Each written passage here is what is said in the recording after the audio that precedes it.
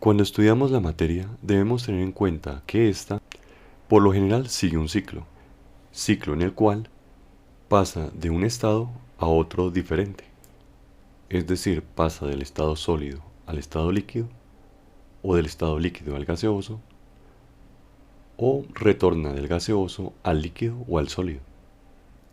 A estos tránsitos en ciencia le damos las siguientes definiciones.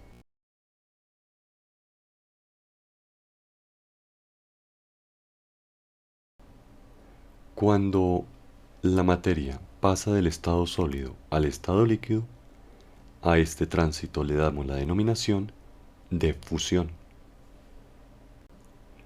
Pero si el caso fuera al revés, es decir, que pasara del estado líquido al estado sólido, a este tránsito se le denomina congelación, aunque en algunos libros de texto también lo encontraremos como solidificación. Ahora, si hablamos de transitar del estado líquido al estado gaseoso, la denominación que se le dará a este proceso sería evaporación, mientras que al proceso inverso, es decir, de gas a líquido, se le viene dando la denominación de condensación. Con lo anterior podríamos pensar que ya conoceríamos todas las fases que pasaría la materia para transitar de un estado a otro. Sin embargo,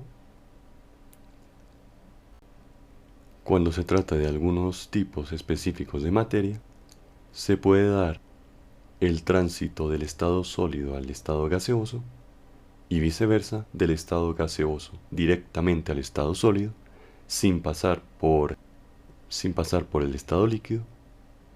Ya esta forma de transición se le denomina sublimación. Sublimación es la palabra que utilizaríamos cuando veamos un fenómeno en que un sólido, directamente sin pasar por el estado líquido, se transforma en gas. Y lo mismo cuando el gas, directamente y sin transformarse previamente en estado líquido, toma la forma sólida.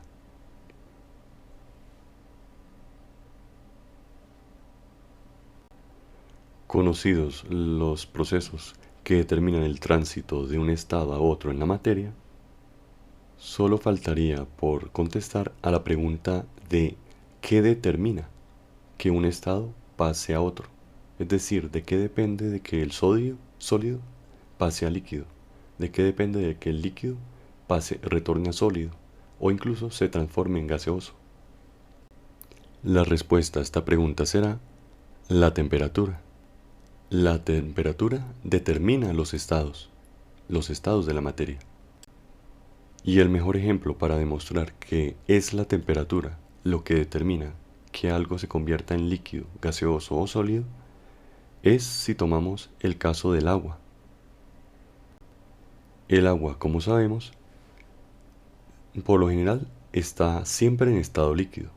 Sin embargo, si la temperatura que la rodea es inferior a 0 grados centígrados, es decir, está en 0 grados o por debajo de estos 0 grados, su estado cambia de líquido a sólido.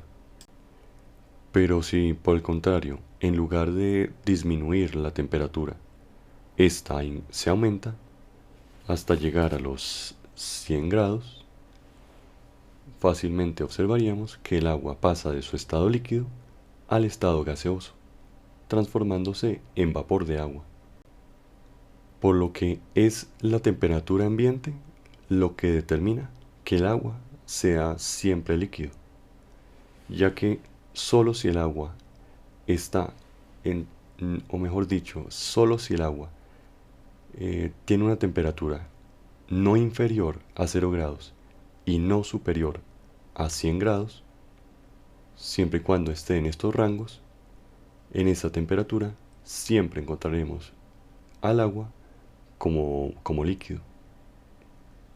Y fuera de estos rangos encontraremos al agua ya sea como sólido, como hielo o como gas, vapor.